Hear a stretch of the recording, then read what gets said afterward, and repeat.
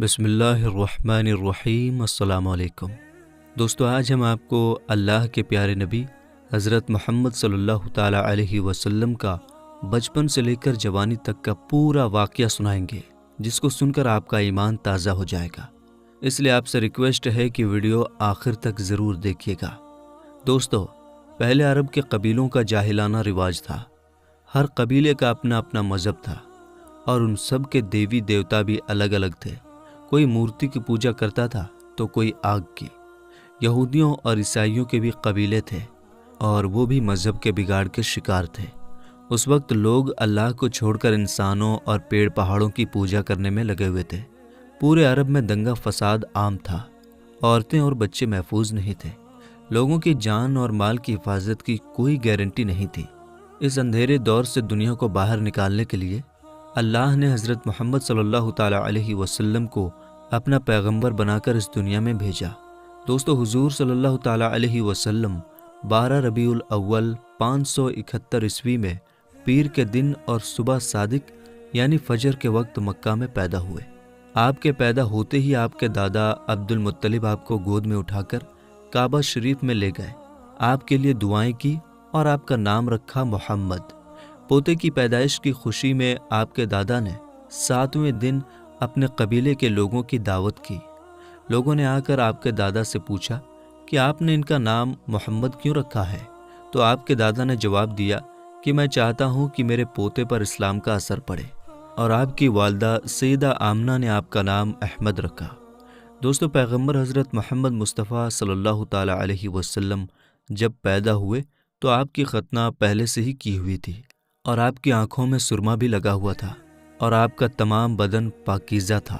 جب آپ کے دادا عبد المطلب نے اپنے پوتے کو ختنہ شدہ اور ناف کٹا ہوا پایا تو وہ بہت زیادہ خوش ہوئے اور فرمایا کہ میرا پوتا بڑی نرالی اور بڑی شان والا ہوگا۔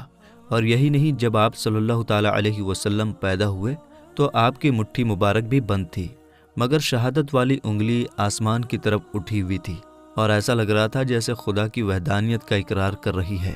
دوستو، جب حضرت محمد صلی اللہ تعالیٰ علیہ وسلم پیدا ہوئے تو اس وقت عرب میں یہ رواج ہوا کرتا تھا کہ شہر کے بڑے لوگ اپنے بچوں کو دودھ پلوانے کے لیے اور پلنے بڑھنے کے لیے دیہاتوں میں بھیج دیا کرتے تھے، تاکہ گاؤں دیہات کی کھلی ہوا میں رہ کر ان کا بچہ خوب صحت مند بنے۔ کیونکہ دوستو، اس زمانے میں گاؤں دیہات کا موسم شہروں کے مقابلے زیادہ صاف ستھرا اور زیادہ اچھا ہوا کرتا تھا۔ اسی وجہ سے گاؤں دیہات میں پلے بچے زیادہ صحت مند اور موٹے تازے ہوا کرتے تھے۔ دوستو، اسی رواج کے مطابق پیغمبر حضرت محمد صلی اللہ تعالیٰ علیہ وسلم کو بھی مکہ سے دور طائف کے قریب ایک علاقہ ہے جہاں بنی سعد قبیلہ رہتا ہے، وہاں لے جایا گیا اور ایک دائی کو سونپ دیا گیا جس کا نام دائی حلیمہ تھا، اور وہ بنی سعد قبیلے سے تھی، اس لیے ان کو حلیمہ سعدیہ بھی کہا جاتا ہے۔ دوستو، دائی حلیمہ بہت غریب گھرانے سے تھی، اس لیے انہوں نے آپ صلی اللہ تعالیٰ علیہ وسلم کی پرورش کا ذمہ لیا، یہ سوچ کر کہ 2 سال ان کی پرورش کروں گی تو اس کے بدلے میں مجھے کچھ مال مل جائے گا، تاکہ اس سے ان کی زندگی کا گزر بسر اچھی طرح سے ہو سکے۔ دوستو، جیسے ہی حضرت آمنہ نے اپنے پیارے بیٹے حضرت محمد صلی اللہ تعالیٰ علیہ وسلم کو دائی حلیمہ کے حوالے کیا، اور جو ہی دائی حلیمہ نے آپ صلی اللہ تعالیٰ علیہ وسلم کو اپنی گود میں اٹھایا تو اسی وقت سے دائی حلیمہ کی زندگی میں رحمت اور برکت ہونی شروع ہو گئی۔ دوستو، اس وقت عربوں میں یہ رواج تھا کہ بچے کی پرورش کا ذمہ 2 سال کا ہوا کرتا تھا، اور ہر 6 مہینے کے بعد بچے کو اس کے گھر والوں سے ملانا ہوتا تھا۔ اسی رواج کے مطابق دائی حلیمہ بھی 6 مہینے کے بعد پیغمبر حضرت محمد صلی اللہ تعالیٰ علیہ وسلم کو ان کی ماں سے ملانے کے لیے مکہ پہنچی۔ ان کے ساتھ ان کا شوہر حارث اور ان کا ایک چھوٹا بچہ بھی تھا جو ان کی گود میں تھا۔ وہ بچہ بھوک سے رو رہا تھا کیونکہ حلیمہ بہت کمزور تھی اور کھانے پینے کی کمی بھی تھی، اس وجہ سے دائی حلیمہ دودھ نہیں پلا پا رہی تھی۔ لیکن جیسے ہی انہوں نے اللہ کے پیغمبر حضرت محمد صلی اللہ تعالیٰ علیہ وسلم کو اپنی گود میں اٹھایا اور ان کو دودھ پلانا شروع کیا تو پیغمبر حضرت محمد صلی اللہ تعالیٰ علیہ وسلم نے خوب سیر ہو کر دودھ پیا، اور آپ صلی اللہ تعالیٰ علیہ وسلم کے دودھ پی لینے کے بعد دائی حلیمہ نے اپنے معصوم بچے کو بھی خوب دودھ پلایا۔ یہ دیکھ کر حلیمہ پریشان ہو گئیں کہ یہ کیا معاملہ ہوا۔ وہ جب مکہ آ رہی تھیں تو ان کے پاس دودھ نہیں تھا، مگر جب سے یہ بچہ ان کی گود میں آیا ہے تب سے اللہ کی طرف سے خاص رحمتوں کا آنا شروع ہو گیا ہے۔ دوستو، اس کے بعد دائی حلیمہ اپنے شوہر حارث اور اپنے بچے اور پیغمبر حضرت محمد صلی اللہ تعالیٰ علیہ وسلم کے ساتھ ایک دبلی پتلی سی اونٹنی پر سوار ہو گئیں۔ وہ اونٹنی جب بنی سعد کے قبیلے سے نکل کر مکہ کی طرف آئی تھی تو وہ بہت سستی سے چلتی ہوئی مکہ پہنچی تھی، لیکن اب معاملہ یہ ہوا کہ دائی حلیمہ کی اونٹنی سب سے آگے چل رہی تھی۔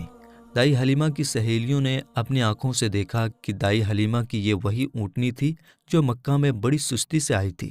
اب اس اونٹنی کو آخر کیا ہو گیا کہ وہ اب بڑی رفتار سے چل رہی تھی۔ دوستو، یہ نظارہ دیکھ کر دائی حلیمہ کی سہیلیاں کہنے لگیں، حلیمہ ہم پر رحم کرو، دھیرے چلو، کیا یہ وہی اونٹنی ہے جس پر تم مکہ آئی تھی؟ تو یہ سن کر دائی حلیمہ کہنے لگیں کہ جب سے یہ بچہ میری گود میں آیا ہے تب سے معلوم نہیں عجیب عجیب سے واقعے میرے ساتھ ہونے لگے ہیں۔ دوستو، اس کے بعد دائی حلیمہ کی زندگی میں رحمتوں اور برکتوں کا سلسلہ چلتا رہا، اور ایسے کرتے کرتے 2 سال پورے ہونے کو آ گئے، یعنی کہ بچے کی پرورش کا ذمہ پورا ہونے کو آ گیا۔ جو ایگریمنٹ ہوا تھا وہ پورا ہو رہا تھا۔ خیر اور برکتوں کا سلسلہ دائی حلیمہ نے ان 2 سالوں میں اپنی زندگی میں خوب دیکھا۔ اس وجہ سے ان کا دل نہیں چاہ رہا تھا کہ وہ اس نورانی بچے کو واپس اس کے گھر والوں کو سونپ دے، مگر دستور کے مطابق 2 سال کے بعد اس کو واپس سونپنا ہی تھا۔ اس لیے 2 سال کے بعد دائی حلیمہ پیغمبر حضرت محمد صلی اللہ تعالیٰ علیہ وسلم کو اپنے ساتھ لے کر مکہ کی طرف نکل پڑی۔ جب وہ مکہ میں پہنچی تو حضرت آمنہ سے کہنے لگی کہ آپ کا بچہ بڑا ہی برکتوں اور رحمتوں والا بچہ ہے۔ جب سے یہ بچہ میری گود میں آیا ہے تب سے میری تو زندگی ہی بدل گئی ہے۔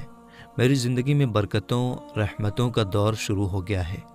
اس لیے میری آپ سے گزارش ہے کہ آپ تھوڑے دن اس بچے کو میرے پاس رہنے دیں، میں تھوڑے دن اس کی پرورش کرنا چاہتی ہوں۔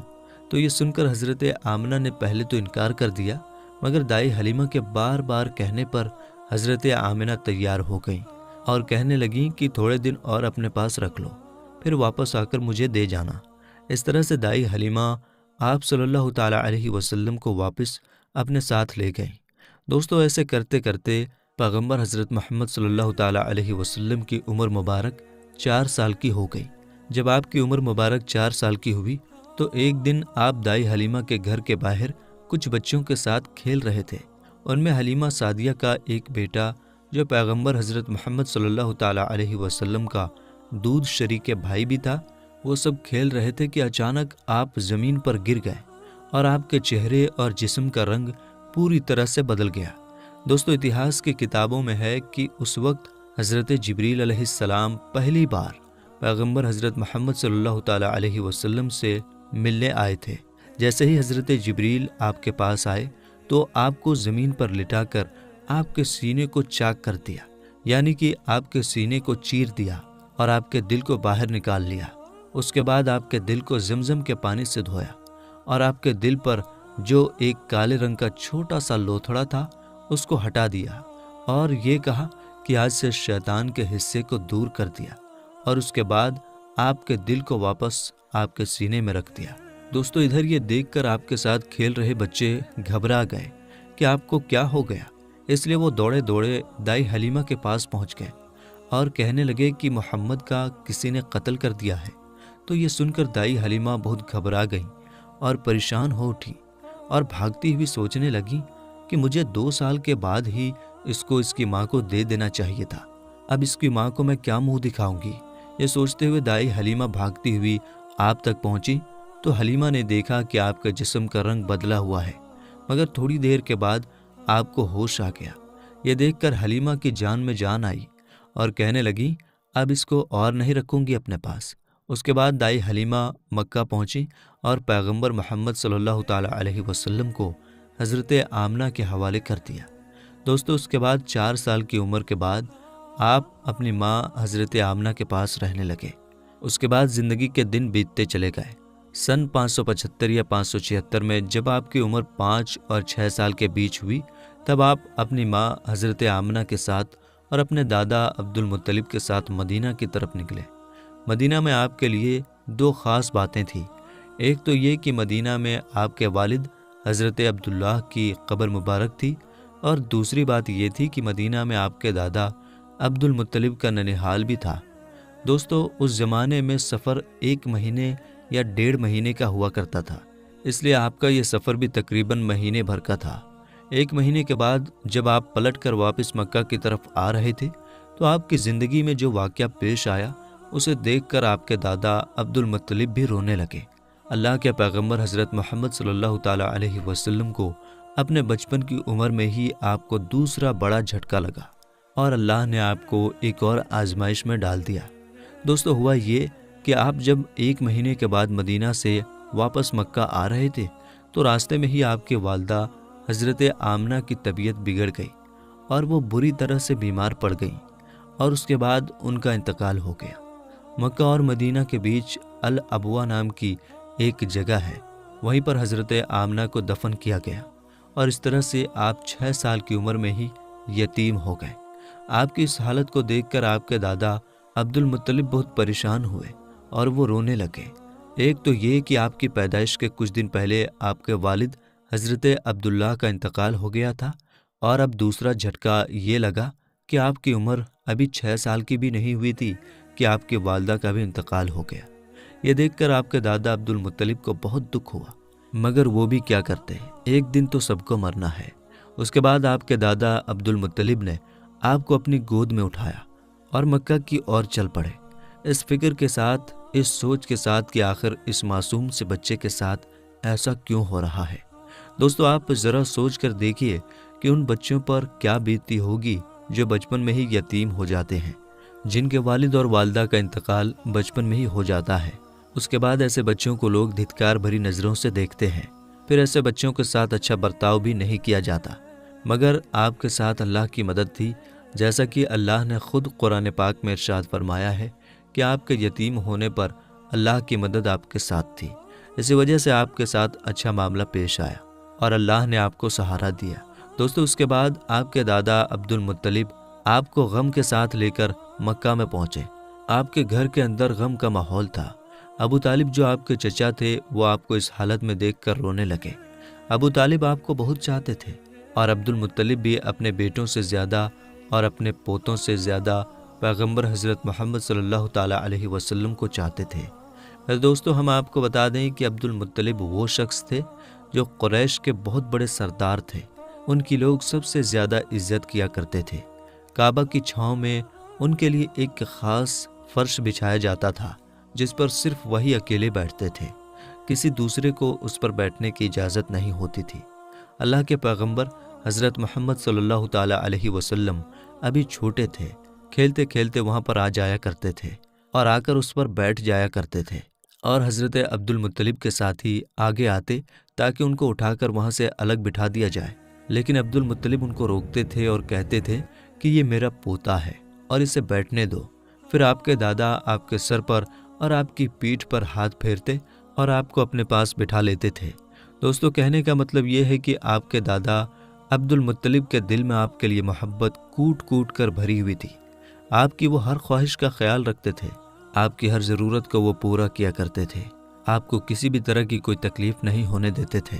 وہ ہمیشہ آپ کو اپنے ساتھ رکھتے، اپنے ساتھ میں گھماتے پھراتے اور ہمیشہ آپ کو خوش رکھتے۔ دوستو، ایسا کرتے کرتے دن بیتتے چلے گئے۔ اب آپ کی عمر مبارک 8 سال کی ہو گئی، مگر سوچیے اللہ کے نبی نے کیسی کیسی آزمائشوں سے گزر کر اپنے زندگی کا سفر پورا کیا۔ اب آپ کی عمر مبارک 8 سال 2 مہینے 10 دن کی ہوئی تو ایک دن اچانک آپ کے دادا عبد المطلب کا بھی انتقال ہو گیا۔ مرتے وقت آپ کے دادا نے آپ کی پرورش کا ذمہ ابو طالب کو سونپ دیا۔ ابو طالب آپ کے سگے چچا تھے۔ دوستو، ذرا سوچئے اس بچے پر کیا گزرتی ہوگی جس کے بچپن میں نہ تو ماں کا ساتھ ہوتا ہے اور نہ ہی باپ کا ساتھ، ایک دادا کا سہارا ہوتا ہے، وہ بھی چلا جاتا ہے۔ اس کے بعد آپ کی پرورش کا ذمہ آپ کے چچا ابو طالب اٹھاتے ہیں۔ دوستو، اس کے بعد ابو طالب نے آپ کو سہارا دیا، آپ کی ہر طرح سے حفاظت کی، آپ کی دشمنوں سے، تلوار سے، ہر طرح سے آپ کو محفوظ رکھا اور آخری سانس تک آپ کی مدد کرتے رہے۔ حالانکہ ابو طالب پیسے والے نہیں تھے، پھر بھی آپ کو کسی بھی بات کی کمی محسوس نہیں ہونے دی۔ آپ جس بھی چیز کی خواہش کرتے تھے آپ وہ پوری کر دیتے تھے۔ میرے دوستو، اس کے بعد دن بیتتے چلے گئے۔ ابو طالب جب بھی کسی سفر پر جاتے تو آپ حضرت محمد صلی اللہ تعالیٰ علیہ وسلم کو اپنے ساتھ لے کر جاتے، کیونکہ اس زمانے میں سفر بہت لمبا ہوا کرتا تھا، 1-1.5 مہینے کا سفر ہوتا تھا، اور ابو طالب نہیں چاہتے تھے کہ یہ معصوم سا بچہ جس کے نہ والد نہ والدہ کا سہارا ہے، نہ کوئی دادا کا سہارا ہے، اس کو کسی اور کے بھروسے چھوڑ کر جاؤں اور اس کو تکلیف ہو۔ دوستو، ایک بار ابو طالب اپنے قافلے کے ساتھ ملک شام کی طرف تجارت کے لیے روانہ ہوئے۔ یاد رکھیں، پہلے عرب میں جو لوگ تھے، خاص کر کے قریش کے لوگوں کا امپورٹ ایکسپورٹ کا بزنس تھا، یعنی کہ وہ ایک جگہ سے سامان خریدتے تھے اور دوسرے جگہ پر لے جا کر اس کو بیچ دیتے تھے۔ اس طرح سے وہ لوگ سامان خریدتے اور بیچتے تھے۔ اسی کام کے سلسلے میں ابو طالب اپنے قافلے کے ساتھ ملک شام کی طرف نکلے۔ ساتھ میں آپ نے حضرت محمد صلی اللہ تعالیٰ علیہ وسلم کو بھی لے لیا اور آپ کو ایک اونٹنی پر سوار کر دیا۔ ابو طالب کا جب یہ قافلہ ملک شام کے بارڈر پر پہنچا تو رات ہو چکی تھی، اس لیے انہوں نے وہیں پر اپنا پڑاؤ ڈالا تاکہ وہ وہیں پر رات گزار سکیں اور اپنی تھکان دور کر سکیں۔ دوستو، ہم آپ کو بتا دیں کہ اس زمانے میں راہب ہوا کرتے تھے جو ایک جگہ سے دوسری جگہ پیدل جایا کرتے تھے۔ اس زمانے میں ایک عیسائی راہب تھا، یعنی کہ کرسچن راہب تھا، جو لوگوں کی رہنمائی کرتا تھا۔ وہ کبھی اپنے گھر سے باہر نہیں نکلتا تھا، یعنی کہ وہ ہمیشہ اپنے گھر کے اندر ہی رہتا تھا۔ جب اس کو معلوم چلا کہ ان کے سامنے کسی نے پڑاؤ ڈالا ہے تو وہ دوڑتا ہوا ان کے پاس آیا اور پیغمبر حضرت محمد صلی اللہ تعالیٰ علیہ وسلم کو لے لیا اور ابو طالب سے کہنے لگا کہ یہ بچہ ساری دنیا کا سردار بن کر آیا ہے۔ اس کی یہ بات سن کر ابو طالب حیران ہوئے اور پوچھنے لگے کہ تمہیں کیسے پتا؟ تم کو کس نے بتایا ہے کہ یہ بچہ ساری دنیا کا سردار بن کر آیا ہے؟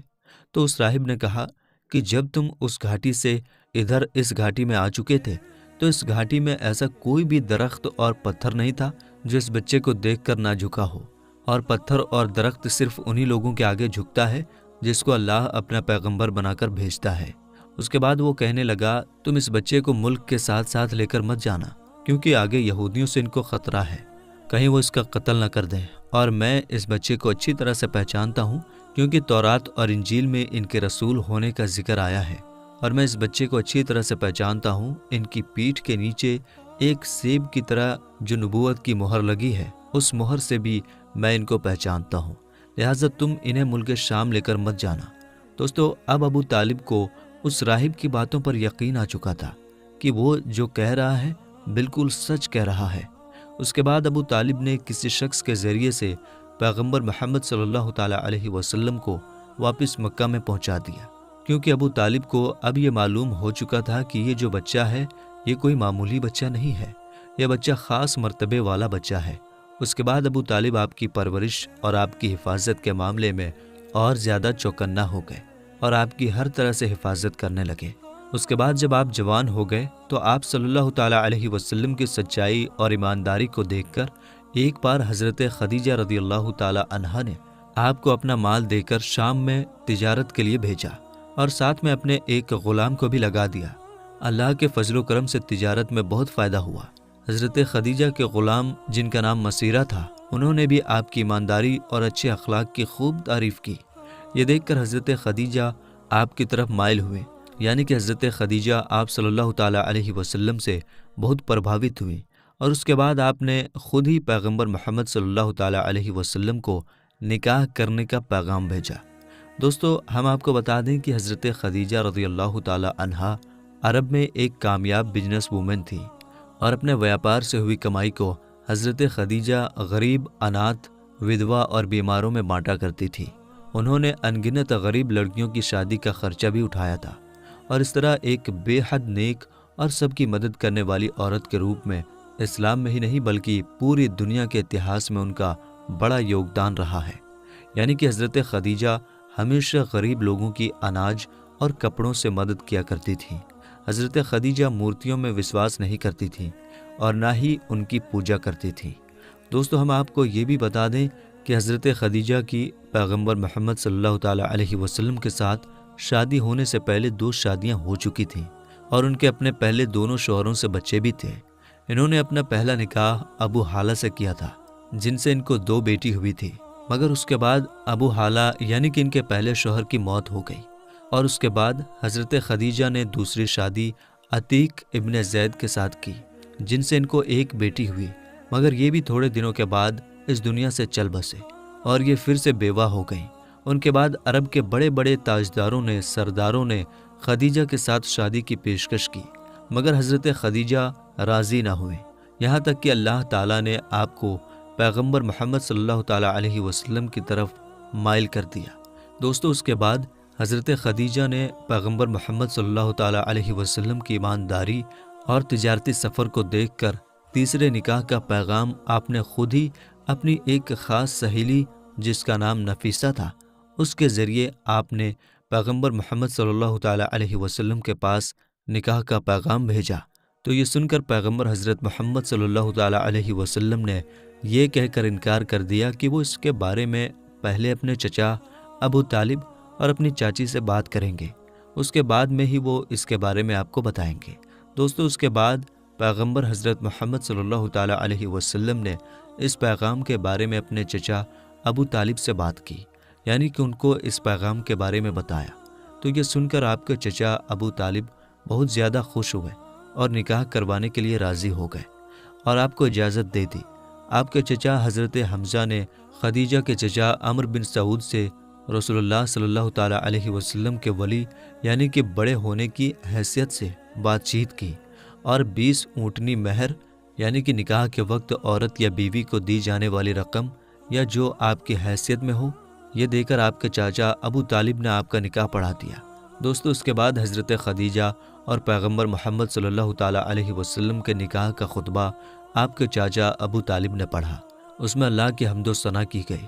اس کے بعد قبول نامہ ہوا اور مہر بیان کیا گیا۔ مہر میں 20 اونٹنی لکھی گئی۔ دوستو، یہ ملک شام کی واپسی کے 2 مہینے کے بعد کی بات ہے۔ اس وقت آپ کی عمر 25 سال کی تھی اور حضرت خدیجہ کی عمر 40 سال تھی۔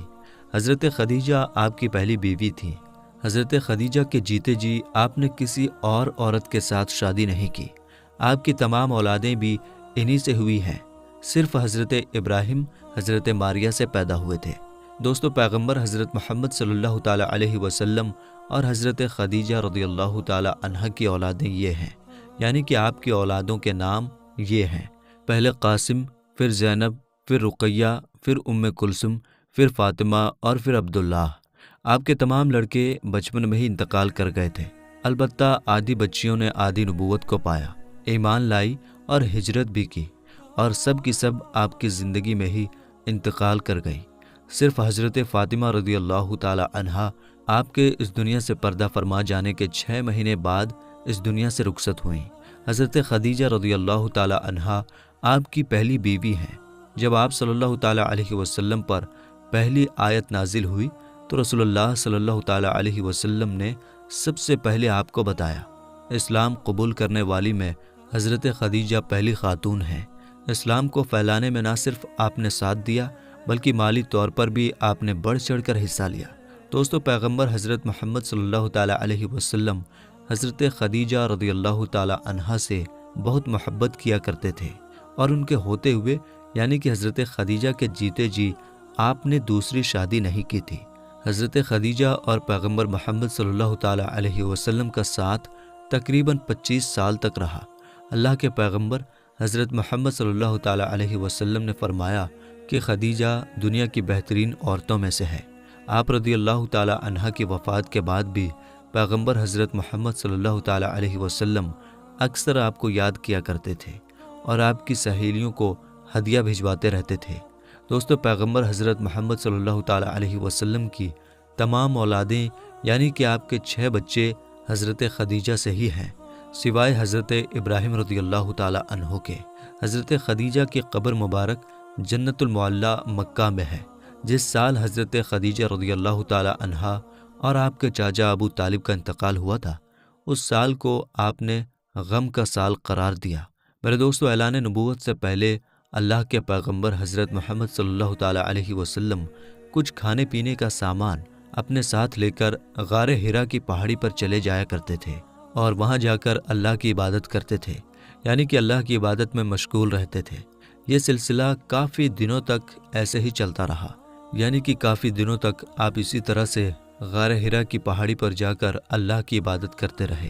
ایک مرتبہ اللہ کے پیغمبر حضرت محمد صلی اللہ تعالیٰ علیہ وسلم غار حرا کی پہاڑی پر اللہ کی عبادت میں مشغول تھے کہ اتنے میں آپ کے پاس حضرت ابراہیم علیہ السلام اپنی اصل شکل و صورت میں آپ کے پاس تشریف لائے، یعنی کہ اچانک حضرت جبریل علیہ السلام آپ کے سامنے نازل ہو گئے۔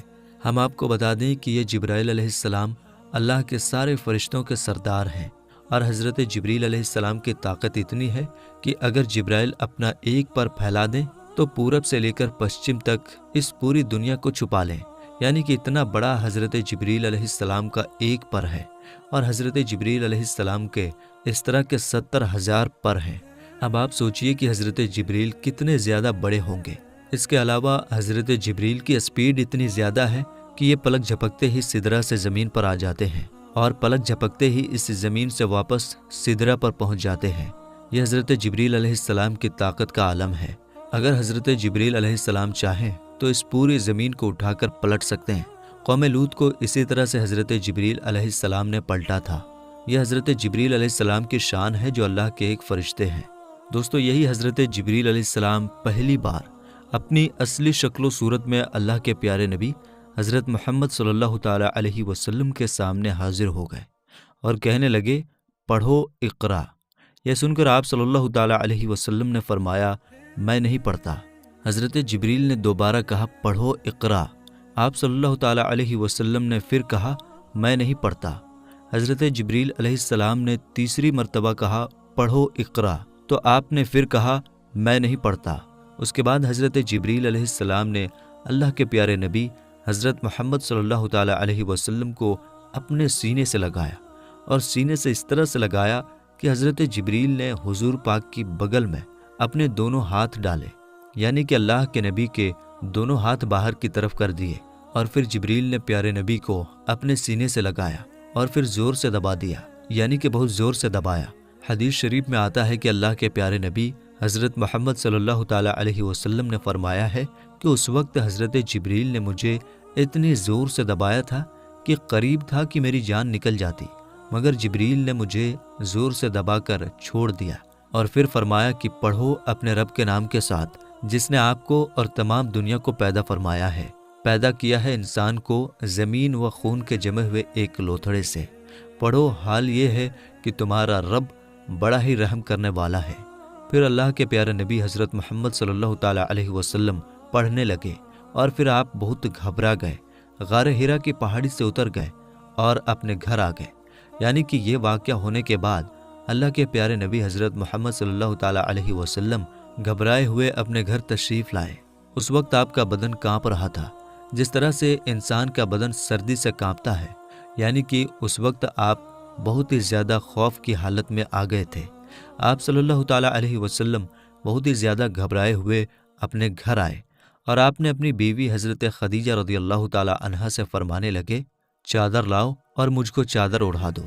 حضرت خدیجہ چادر لے کر آئیں، اور پھر آپ وہ چادر اوڑھ کر سو گئے۔ اس کے کچھ دیر بعد آپ صلی اللہ تعالیٰ علیہ وسلم کے اوپر سے خوف کے اثرات کم ہوئے، تو آپ نے اپنی بیوی حضرت خدیجہ رضی اللہ تعالیٰ عنہا کو یہ سارا واقعہ بیان کیا، یعنی کہ غار حرا کی پہاڑی پر جو بھی آپ کے ساتھ میں ہوا تھا وہ سارا واقعہ آپ نے حضرت خدیجہ کے سامنے بیان کر دیا۔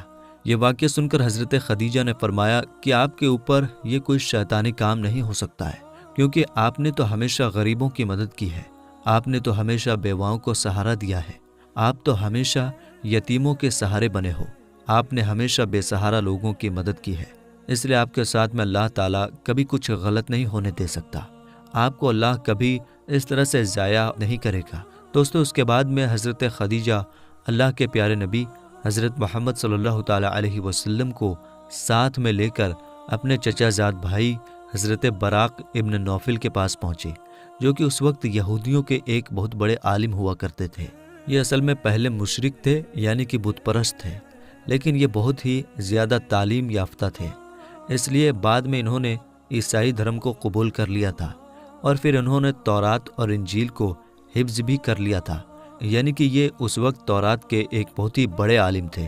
اس لیے حضرت خدیجہ اللہ کے پیارے نبی حضرت محمد صلی اللہ تعالیٰ علیہ وسلم کو ساتھ میں لے کر اپنے چچا زاد بھائی کے پاس پہنچی اور جا کر سارا واقعہ بیان کر دیا۔ حضرت براق ابن نوفل کے اس وقت اپنے بڑھاپے کی وجہ سے بینائی چلی گئی تھی، یعنی کہ اس وقت وہ دیکھ نہیں پا رہے تھے۔ جب انہوں نے اللہ کے نبی حضرت محمد صلی اللہ تعالیٰ علیہ وسلم کی حالت سنی تو پوچھنے لگے کہ آپ کو کیا ہوا؟ تو آپ صلی اللہ تعالیٰ علیہ وسلم نے فرمایا کہ میں غار ہرا کی پہاڑی پر اللہ کی عبادت میں مشغول تھا۔ اتنے میں میرے پاس اس طرح سے ایک بہت بڑا شخص اچانک میرے سامنے آ گیا اور پھر کہنے لگا کہ پڑھو۔ جب میں نے نہیں پڑھا تو اس نے پھر اپنے سینے سے لگا کر مجھ کو بہت ہی زور سے دبایا، پھر میں نے پڑھنا شروع کر دیا۔ اب دوستو، جیسا کہ ہم نے آپ کو پہلے بتایا کہ حضرت براق ابن نوفل اس وقت کی تورات اور انجیل کے ایک بہت بڑے عالم تھے، اس لیے وہ اللہ کے آخری نبی کے آنے کی تمام نشانیوں کے بارے میں اچھی طرح سے جانتے تھے۔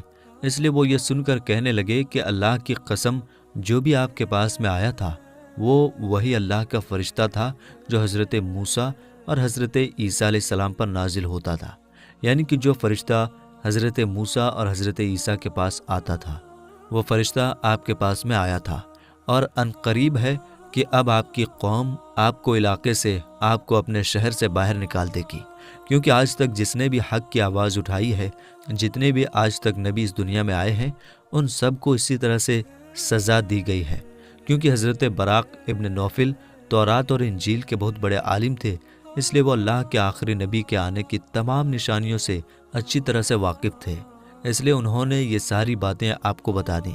اور انہوں نے اس سے پہلے حضرت خدیجہ سے بھی یہ سن چکے تھے کہ وہ پیغمبر حضرت محمد صلی اللہ تعالیٰ علیہ وسلم سے نکاح بھی اس لیے کیا تھا کہ آپ سچے ہیں، آپ امانت دار ہیں۔ یہ ساری باتیں بتا کر پھر حضرت براق ابن نوفل فرمانے لگے، اگر میں اس وقت تک زندہ رہا تو میں تمہاری ضرور مدد کروں گا۔ اس کے بعد یہ سن کر وہیں پر حضرت خدیجہ نے آپ کا پہلا کلمہ پڑھ لیا، یعنی کہ حضرت خدیجہ پہلی خاتون تھیں جو آپ پر ایمان لے آئی، اور دوسرے حضرت براق ابن نوفل تھے جس نے آپ صلی اللہ تعالیٰ علیہ وسلم کی تصدیق کی، یعنی آپ کے بارے میں بتایا، یعنی کہ دوسرا کلمہ انہوں نے پڑھا۔ تو میرے دوستو، آگے کا واقعہ انشاءاللہ ہم اپلوڈ کریں گے، اس لیے چینل کو ضرور سبسکرائب کر لیجیے گا۔ ملیں گے انشاءاللہ تعالیٰ اگلی ویڈیو میں۔ السلام علیکم، اللہ حافظ۔